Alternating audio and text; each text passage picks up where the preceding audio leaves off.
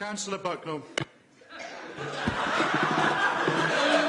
Thank you, Mr Mayor. Not for the first time. I'm not entirely sure what I'm doing, so I'm going to wing it. I'd like to propose an amendment to the resolution, and I presume that I propose it and speak on it in the same speech. Is that correct, Mr Mayor? No, you are due to speak for 3 minutes. If you have a point then of order, which I will raise then with the Borough Solicitor, and then we'll move forward. But if you want to do your 3-minute speech now, I'd appreciate it. Shall I propose? OK, I'll wing it. I propose that the matter be deferred back to the Culture and Environment Scrutiny Committee so that it can be reconsidered alongside the option of a code of conduct so everyone can have a say.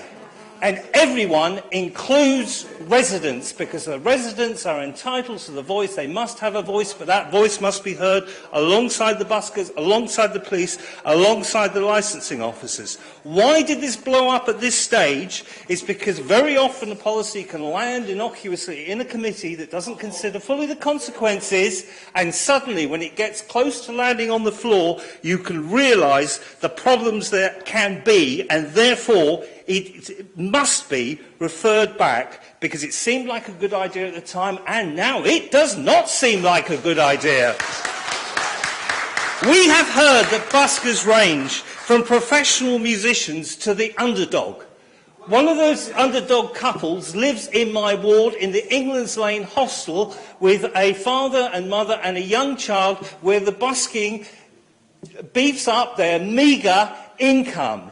It absolutely pains me to think that this council, with all our collective desire to help the underdog, and put it in my tombstone, Councillor Bucknell had a desire to help the underdog, should introduce heavy-handed legislation using a sledgehammer to crack a nut, which may undermine the underdog.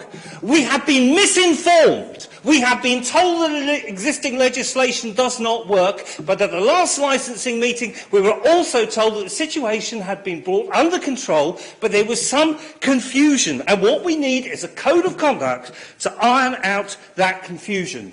2 last words on this. A very important point raised by Johnny Walker. Brilliant. Once you have lost your freedoms, it's incredibly difficult to get them back.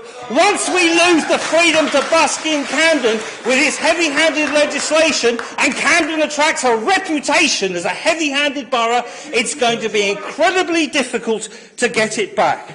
And to finish on a cliché, you can lead a horse to water, but you cannot make it busk. And the danger is that we become elitist, the professional musician gets the licence, we have the 1974 Act, which we can fall back to, and the poor underdog scratching a living just withers away into the darkness. So I hope you will support my resolution that protects the underdog, protects the residents, and protects freedom in this borough.